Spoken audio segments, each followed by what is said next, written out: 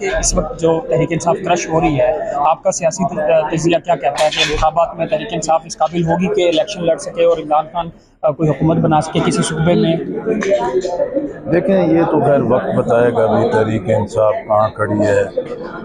یا عمران خان صاحب کی پاپولیرٹی کہاں ہے اور وہ انتخابات کو کس طریقے سے مینیج کرتے ہیں۔ لیکن میں سمجھتا ہوں کہ بھی اس وقت سیاست کو کچلنے کا یا سیاست کو راستے سے ہٹانے کا جو ریاستی طاقت کے ساتھ طریقہ کار استعمال کیا جا رہا ہے، یہ خود ریاست کے اداروں کے لیے بھی، قومی سلامتی کے لیے بھی، 25 کروڑ عوام کے جمہوری حق کے لیے بھی بہت خطرناک ہے۔ اور اسی لیے ہم سمجھتے ہیں کہ سیاستدانوں کی اولین ذمہ داری ہے کہ وہ اپنی انا، ضد اور ہٹ درمی چھوڑیں اور مذاکرات کا راستہ اختیار کریں۔ اب 12 اگست تک تو اسمبلیاں ختم ہو جائیں گی، آئندہ آنے والے دن انتخابات میں ہیں، انتخابات کی ایک تاریخ پر اتفاق کر لیا جائے۔ ہم عدالت سے بھی گزارش کرتے ہیں کہ جس طرح عدالت کی تقسیم ایک بالکل گہری نظر آ رہی تھی، لیکن اب چیف جسٹس آف پاکستان اور سینئر جج ایک پودا لگانے پہ اکٹھے نظر آئے ہیں، تو قوم توقع رکھتی ہے آئین کی حفاظت اور جمہوریت کی حفاظت اور عدالتی فیصلوں کے احترام قائم کرنے کے لیے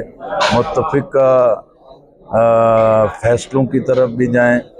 اور وسیع تر بینچ کے ذریعے عوام کے لیے اطمینان کا راستہ دیں۔ مختصر چھوٹا سا اور چاہیے، مرتضیٰ وہاب کو بلاول بھٹو نے نامینیٹ کر دیا میئر کراچی کے لیے، تحریک انصاف سے اتحاد ہو چکا ہے، ان کے جو لوگ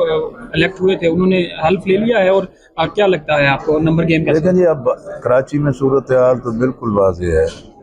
کہ جماعت اسلامی اور پاکستان تحریک انصاف نے میئرشپ کے لیے حافظ نعیم الرحمان صاحب پر اتفاق کیا ہے، تو 193 ووٹ ان کے ہیں اور 173 ووٹ جو ہیں وہ پیپلز پارٹی اور ان کے تمام حامیوں کے ہیں۔ لیکن اب اگر اقلیت کو اکثریت بنا دیں اور واضح اکثریت کو اقلیت میں تبدیل کر دیں تو یہ کراچی کے 3 کروڑ عوام کے ساتھ بڑا ظلم ہوگا۔ کراچی کے عوام کے جو مینڈیٹ ہے یہ اس کی توہین ہوگی۔ میں سمجھتا ہوں کہ پاکستان پیپلز پارٹی کو اس ضد کے اندر کراچی کو تباہی کی طرف نہیں دھکیلنا چاہیے۔ جو عوام کا فیصلہ ہے اس فیصلے کو قبول کر لینا چاہیے۔